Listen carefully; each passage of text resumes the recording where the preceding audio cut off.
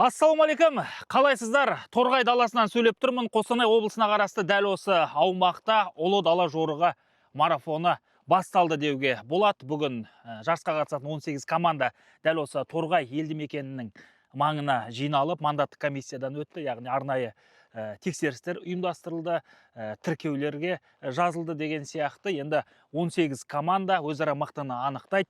Айта кету керек, биыл бәсеке өте тартысты болайын деп тұр. Өйткені бұған дейін 5 рет ұлы дала жорығы ұйымдастырылса, сол 5-еуінде де жеңіске жеткен командалар бар. Осында айталық Жетісу облысының командасы, осыған дейін 2 рет ұлы дала жорығында топ жарған Маңғыстау облысының командасы, Астана қаласының командасы деген сияқты, және арнайы көрші елден Кабардин-Балқар командасы да арнайы келді. Олар енді білесіздер, былтыр көшпенділер ойыны қарсаңында алғаш рет халықаралық форматта ұйымдастырылғанда жеңіске жетіп бір сенсациялық нәтиже тіркеген болатын. Енді осы командалар осы Қостанай облысында өтетін бәйге марафонының да басты фавориттері саналады. Өте қызық болғалы тұр. Бұдан бөлек енді жаңадан қосылған командалар бар, ортаға пауза салып барып қосылған командалар бар. Олардан да үздіктер шығып қалуы мүмкін. Өйткені ұлы дала жорығы уақыт өткен сайын жүйесі жетіліп келе жатыр.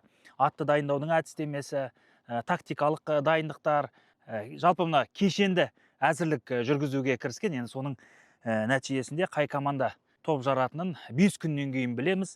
Биылғы жарыс енді әдеттегідей 5 күнге созылады, 500 шақырымға созылады, және дәл осы Торғай елді мекенінің маңынан басталып, Арқалық қаласында мәреге жетеді. Оның арасы қателеспесем 300 шақырым, және осы аралықта жартылай айналым жасайды. Міржақып Дулатұлының туған ауылы бар екен, соған да соғып арнайы маршрут құрған екен. Өйткені биыл Міржақып Дулатұлының 140 жылдығы, сол дата, сол мерейтой аталып өтілуде, оған ұлы дала жорығының да өзінің үлесі бар деуге болады. Яғни осы мерейтой аясындағы шаралар бар, спорттық және мәдени, соның негізгілерінің бірі осы ұлы дала жорығы. Қысқасы біз осында келдік, енді білесіздер, жыл сайын басқасында жүрем, ақпарат таратам, және биыл да барынша осы қолдау көрсетеміз, жанкүйерде боламыз, осы қызығымен, шыжығымен бірге жүреміз, және шын мықты жеңіске жетеді, нағыз үздік топ жарады деген үміттеміз. Басы қасында жүрген мамандарға және қатысушыларға тек қана сәттілік тілейміз.